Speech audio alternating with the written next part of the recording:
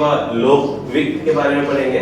इसके बाद हम लोग बजट पढ़ेंगे, बजटरी सिस्टम भी क्या होता है, सब चीज हम लोग देखेंगे कि क्या क्या राजकोषीय नीति होती है, क्या बजट सिस्टम होता है। ठीक है, बहुत लोग बोलते हैं इकोनॉमिक्स की वीडियो डालो, तो आज मैं इकोनॉमिक्स में राजकोषीय नीति और लोक वित्त के बारे में पढ़ाऊंगा, है ना। इसको इंग्लिश में fiscal policy and public finance बोलते हैं। ठीक है, तो सबसे पहले हम लोग देखते हैं कि राजकोषीय नीति होता क्या है। देखो, कोई भी राष्ट्र है, ठीक है, जैसे इंडिया एक राष्ट्र है, इंडिया को उदाहरण देते हैं। ठीक है, कोई भी राष्ट्र जो है वो एक आर्थिक स्थिरता को प्राप्त करना चाहता है। अच्छा, आर्थिक स्थिरता क्यों प्राप्त करना चाहता है? आर्थिक स्थिरता इसलिए प्राप्त करना चाहता है क्योंकि जो राष्ट्र है वहाँ जो लोग रहते हैं उनको रोजगार मिले। ठीक है, वहाँ जो पैसे की समान आय और व्यय की जो समानता है, मतलब धन का जो समानता है वो सभी लोगों में समान रूप से हो। तो इसके लिए गवर्नमेंट जो राजकोषीय नीति बनाती है। ठीक है, तो राजकोषीय नीति का आशय उस चीज से है जिसमें हम लोग सरकार के आय, व्यय, ऋण, ठीक है, ये सभी चीजों को पढ़ते हैं। ठीक है, ब्याज भुगतान, ठीक है, और इस चीज का जो सरकार जो है किस आशय से यूज करती है राजकोषीय नीति में कि लोगों को क्या मिले, रोजगार मिले। ठीक है, सभी उत्पादन प्रोडक्ट, मतलब सभी सामानों का उत्पादन और उसका जो अपन डिस्ट्रीब्यूट करते हैं वो समान रूप से सभी लोगों में पहुंचे। ठीक है, और क्या हो, महंगाई को कम करने के लिए, इन सभी उद्देश्यों की प्राप्ति के लिए राजकोषीय नीति को बनाया जाता है। ठीक है, अब हम लोग देखते हैं सार्वजनिक आय क्या होता है। हम लोग देखेंगे सार्वजनिक आय,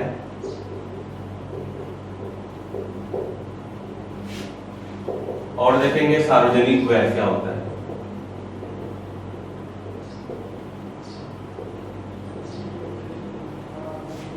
देखो, गवर्नमेंट के आय के जितने भी स्रोत हैं उसको हम लोग सार्वजनिक आय में रखते हैं, आय के सभी स्रोत। अच्छा, गवर्नमेंट का आय का सबसे बड़ा स्रोत क्या है, कर। गवर्नमेंट क्या करती है, करारोपण, या इसको इंग्लिश में बोलते हैं टैक्सेशन।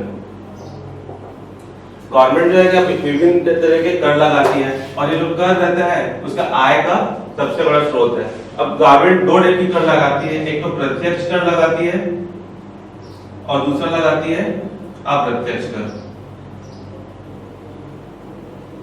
देखो, प्रत्यक्ष कर क्या होता है, जिस आदमी पे लगाया जाता है उसी आदमी को उस कर को देना पड़ता है। जैसे कि क्या हो गया, इनकम टैक्स, जिस आदमी को लगाया उसी आदमी को देना है, कोई दूसरा आदमी नहीं दे सकता उसके इनकम टैक्स को।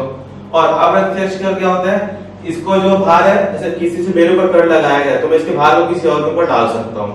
ठीक है, तो इसको बोलते हैं अप्रत्यक्ष कर। देखो, प्रत्यक्ष कर लगाने से क्या होता है, प्रत्यक्ष कर लगाने से, प्रत्यक्ष कर मतलब कमी या बढ़ाने से क्या होता है, प्रत्यक्ष कर में लोग कमी करते हैं तो क्या होगा, निवेश बढ़ेगा। देखो, मैं भी 2 लाख रुपए अगर टैक्स देता हूँ, अगर इसको 1 लाख रुपए दे दे तो 1 लाख रुपए को मैं कहीं ना कहीं इन्वेस्ट करूंगा तो उसी को निवेश में वृद्धि होगी। और क्या होगा, प्रयोज्य आय, प्रयोज्य आय, या इसको बोलते हैं इंग्लिश में डिस्पोजेबल इनकम, ये वृद्धि होगी। पहले अगर मैं जैसे क्या करते थे, इनकम कम दिखाते, लेकिन अगर इसको अपन टैक्स को कम कर दे तो लोग इनकम ज्यादा दिखाएंगे, तो इसमें भी वृद्धि होगी। और क्या होगा, उत्पादन में भी वृद्धि होगी। अगर टैक्स कर रहे तो लोगों के पास पैसा ज्यादा है तो लोग ज्यादा से ज्यादा सामान खरीदेंगे, ज्यादा से ज्यादा सामान खरीदेंगे तो उत्पादन में वृद्धि करनी पड़ेगी, तो ये होगा। और अप्रत्यक्ष कर से क्या होता है, अप्रत्यक्ष कर वो होता है जैसे हम लोग कोई भी सामान, जैसे मैंने ये पेन मार्कर खरीदा, ये मार्कर मैंने 20 रुपए में खरीदा, तो इसमें क्या है, मेरे को टैक्स भी इंक्लूड था, वो है ना। तो उसमें जो टैक्स 20 रुपए में हो सकता है, इसका प्राइस 16 रुपए हो और हो सकता है 4 रुपए में टैक्स हो। ठीक है, तो ये जो इनडायरेक्ट टैक्स है इसमें दे दिया, तो इसी को बोलते हैं। तो इससे अप्रत्यक्ष कर में कमी या वृद्धि करने से क्या होगा, लागत मूल्य में कमी आएगी, या क्या बोल सकते हैं, कीमतों में कमी आएगी, सामान के कीमतों में कमी, और उपभोग में वृद्धि।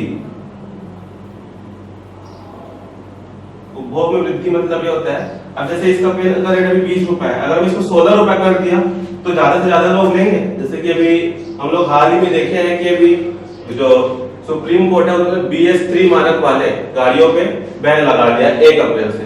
तो 30 और 31 मार्च में क्या हुआ है, गाड़ी के रेट में कमी है, गाड़ी के रेट में कमी है तो पूरी की पूरी गाड़ी लगभग बिक गई। तो वही होता है, अप्रत्यक्ष कर में अगर हम कमी करते हैं तो उपभोग में वृद्धि होती है। ठीक है, अब अपन देखते हैं सार्वजनिक आय और सार्वजनिक व्यय। देखो, अगर हम लोग मंदी काल में मतलब जब रिसेशन चल रहा है, इंग्लिश में है ना, रिसेशन चल रहा है, अगर उस समय हम लोग अगर प्रत्यक्ष कर में कमी करते हैं तो लोगों के पास पैसा ज्यादा होगा, तो लोग इन्वेस्ट करेंगे, कहीं ना कहीं इन्वेस्ट करेंगे तो रोजगार का साधन बढ़ेगा। ठीक है, तो मंदी काल में गवर्नमेंट क्या करती है, टैक्स को कम करती है। ठीक है, और महंगाई के समय में जब महंगाई रहती है तो गवर्नमेंट उस समय क्या करती है, टैक्स को बढ़ाती है। क्यों? जिसके पास अगर पैसा ज्यादा है तो लोग ज्यादा खर्चा कर रहे हैं। आज अगर 20 रुपए की पेन का रेट है, अगर 21 रुपए भी होता है तो लोग देने को तैयार हो जाते हैं, अगर उसके पास पैसा ज्यादा है तो गवर्नमेंट उस समय क्या करती है, टैक्स को बढ़ा देती है। टैक्स को बढ़ाती तो इसका क्या होता है, रेट बढ़ जाता है, और तो लोगों का जो उपभोग करने का वो है शक्ति कम हो जाता है। ठीक है, तो महंगाई के टाइम में लोग क्या करते हैं, प्रत्यक्ष कर को बढ़ा देते हैं। अब सार्वजनिक व्यय क्या देखते हैं, सार्वजनिक व्यय में ये होता है, गवर्नमेंट बहुत सारे योजना बनाती है। ठीक है, और योजना के अलावा और क्या करती है, पेंशन भुगतान है ना, पेंशन देती है और सब्सिडी देती है। ठीक है, प्रशासनिक उनके खर्च होते हैं, ये सभी किस में आते हैं, सार्वजनिक व्यय में आते हैं। ठीक है, तो सार्वजनिक व्यय के लिए गवर्नमेंट क्या बनाती है, बजट बनाती है ना। जो बजट है वो सार्वजनिक व्यय जो बजट के थ्रू होता है। अब बजट का आकार जितना बड़ा होगा है ना, उतना ही देश में क्या होगा, मुद्रा का प्रसार होगा। जैसे मान लो कि छत्तीसगढ़ गवर्नमेंट या इंडिया गवर्नमेंट की बात करते हैं, इंडिया गवर्नमेंट मान लो कि जाए 21 लाख करोड़ का बजट बनाया है। 21 लाख करोड़ का अगर बजट बनाता है, ठीक है, तो 21 लाख करोड़ मार्केट में आएगा तो मुद्रा का प्रसार हुआ उससे। और क्या होता है, इससे देश की जो आर्थिक स्थिति है उसमें वृद्धि होती है। बजट जितना बड़ा बन जाए, समझ लो कि देश की जो आर्थिक स्थिति जो है उतनी ज्यादा बड़ी होती जा रही है। ठीक है, और क्या होता है सार्वजनिक व्यय से, हाँ, अगर अपना सार्वजनिक व्यय जो है अगर आय से ज्यादा है, सार्वजनिक आय से अगर व्यय ज्यादा है तो उस टाइम क्या होगा, बजट घाटा होगा। लेकिन वो बजट घाटा क्यों बनाया जाता है, बजट घाटा इसलिए बनाया जाता है मंदी काल से उभारने के लिए। देखो, अगर मंदी है मतलब मार्केट में पैसा नहीं है, मतलब गवर्नमेंट क्या करेगी, व्यय ज्यादा करेगी, आय से भी ज्यादा व्यय करेगी। तो उस टाइम क्या करेगी, मंदी जो है, मंदी काल से हम लोग उभर जाएंगे, इससे उभर जाएंगे। और क्या होती है, अगर मंदी काल नहीं चल रहा है और व्यय ज्यादा है आय से, तो उस समय क्या होगी, महंगाई में वृद्धि होगी।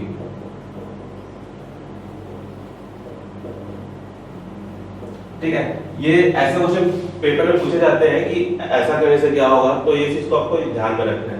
ठीक है, अगला हम लोग देखते हैं बजट घाटा।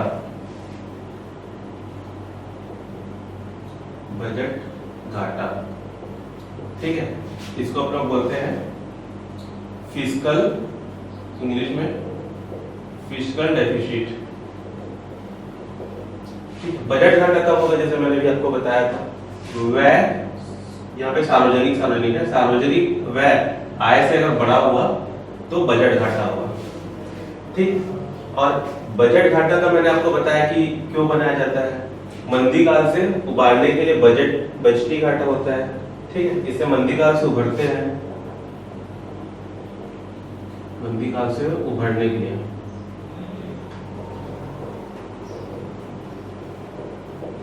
और क्या होता है, अगर मंदी काल नहीं चल रहा तो मैंने आपको बताया कि बजटी घाटा का एक क्या डिसएडवांटेज ये है कि महंगाई में वृद्धि होती है। इससे क्या होती है, महंगाई में वृद्धि होती है।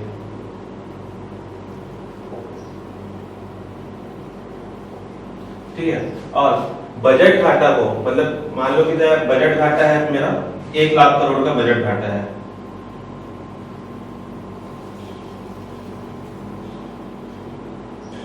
एक लाख करोड़ का बजट घाटा है, तो इसको गवर्नमेंट क्या करेगी, या तो बैंक से, देश की बैंक से ऋण लेगी, है ना, जैसे रिजर्व बैंक है या और कोई बैंक से, या फिर लोगों से ऋण लेगी।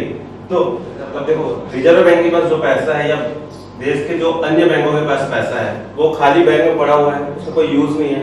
अब बजट घाटा हुआ तो गवर्नमेंट क्या करेगी, उसको पूरा, उस बजट को, घाटे को पूरा करने के लिए ऋण लेगी, कहीं ना कैसे उस पैसे को, उसको पैसा लाना पड़ेगा ना, ज्यादा बजट बढ़ेगा 1 लाख तो लाना पड़ेगा ना, अगर उसके पास आय इतना नहीं है तो उतना तो लाना पड़ेगा। तो वो क्या करेगा, ऋण लेता है। अब ऋण लेगा तो जो मनी बैंक में पड़ी हुई है वो यूज होगा, मतलब इससे क्या होता है, देश में मुद्रा का प्रसार होता है। देश में क्या होगा, मुद्रा का प्रसार होगा, ठीक है। तो इससे देश मुद्रा का प्रसार होगा तो मंदी काल से उभरेंगे। लेकिन अगर मंदी काल नहीं है तो महंगाई में भी वृद्धि हो जाएगी। ये इसका डिसएडवांटेज है। एडवांटेज और डिसएडवांटेज आपको दोनों को याद रखना है, ठीक है। और ये तो हो गया। अब अपन पढ़ते हैं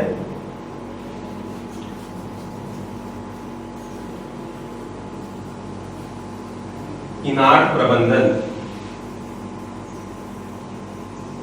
आपने नाम सुना होगा इनाट प्रबंधन।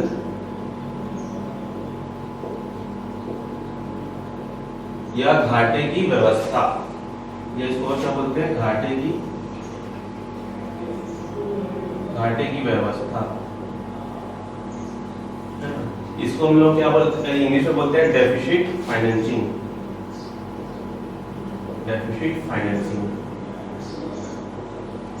ठीक है। नाम इंग्लिश में तो, हिंदी में तो थोड़ा कठिन लग रहा है नाम सुनने में, इंग्लिश में थोड़ा इजी है, ठीक है। फाइनेंसिंग मतलब कहीं ना कहीं फाइनेंस करा है। अब देखो क्या होता है, जो अगर व्यय जो है, सार्वजनिक व्यय जो है अगर आय से ज्यादा है तो वो उस टाइम में क्या होता है, उस घाटे को क्या बोलते हैं, बजटीय घाटा बोलते हैं। हमेशा क्या बोलते हैं इस घाटे को, बजटीय घाटा। बजटीय घाटा। अब इस बजटीय घाटा को पूरा करने के लिए जो गवर्नमेंट जो है फाइनेंस करती है, या हिंदी में वित्तयन बोलते हैं उसको। इसका जो वित्तयन या इंग्लिश में बोलते हैं इसको फाइनेंस। गवर्नमेंट जहां से फाइनेंस कराती है इस घाटा को पूरा करने के लिए, उसको हम लोग क्या बोलते हैं, उसी को बोलते हैं इनाट प्रबंधन, ठीक है। अभी जो इनाट प्रबंधन जो है, पहले गवर्नमेंट कैसे पूरा करती थी, पहले करती थी रिजर्व बैंक पहले क्या करती थी, एड हॉक ट्रेजरी बिल का नाम आपने सुना होगा। एड हॉक ट्रेजरी बिल,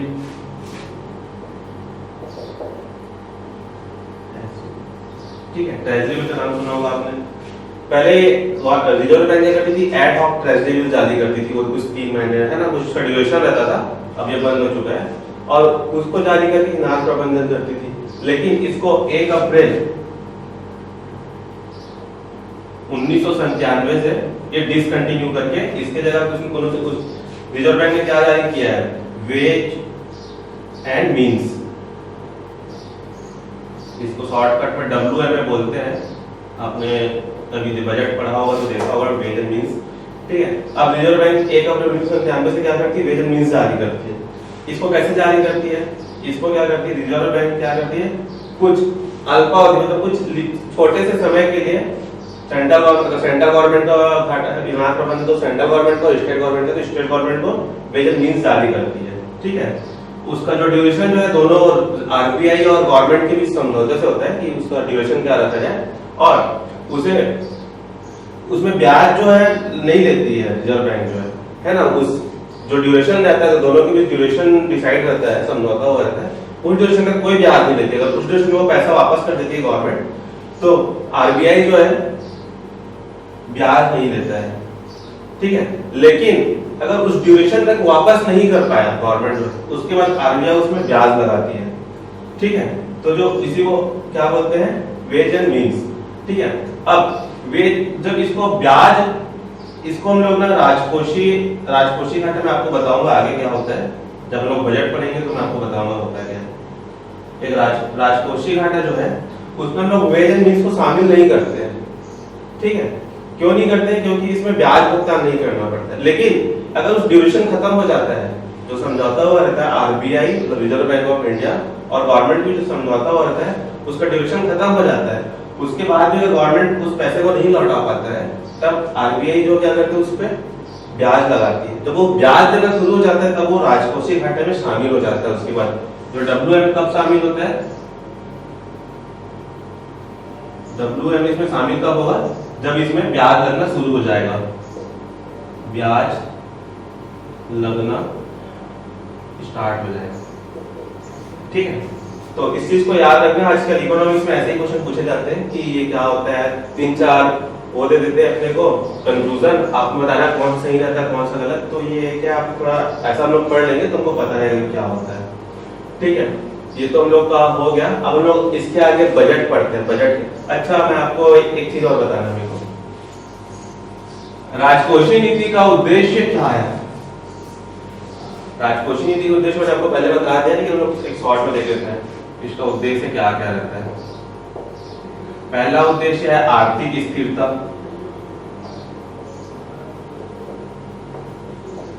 या देश में, इसको और क्या हो सकते हैं, देश में पूंजी निर्माण, पूंजी का निर्माण है ना। दूसरा क्या है, रोजगार उपलब्ध कराना,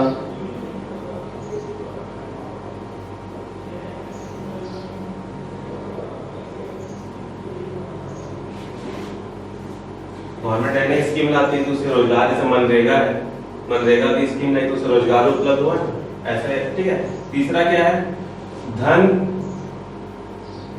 की जो समानता है सभी लोगों में बराबर रूप से रखना, धन व्यय की जो समानता है ना, सभी लोगों में समान रूप से पहुंचना। धन का जो वितरण है, व्यय नहीं बोलते, वितरण है, धन का वितरण जो है समान रूप से सभी लोगों में पहुंचना। और क्या है, और क्या हो सकता है, और ये हो सकता है कि महंगाई को कमी करना, महंगाई में वृद्धि को रोकना, और जो हो सकता है मंदी काल से देश को उभारना।